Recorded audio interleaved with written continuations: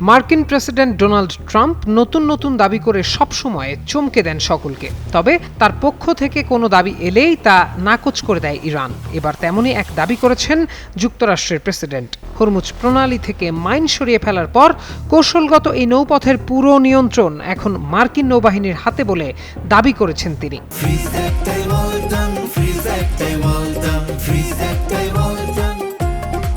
সোমবার হোয়াইট হাউসে সাংবাদিকদের ট্রাম্প বলেন, হরমুজ এখন খোলা। এই মুহূর্তে হরমুজ প্রণালীর নিয়ন্ত্রণ একমাত্র যুক্তরাষ্ট্রের নৌবাহিনীর হাতে। ট্রাম্প জানান, হরমুজ প্রণালীতে এখনও মাইন পেতে রাখা হচ্ছে।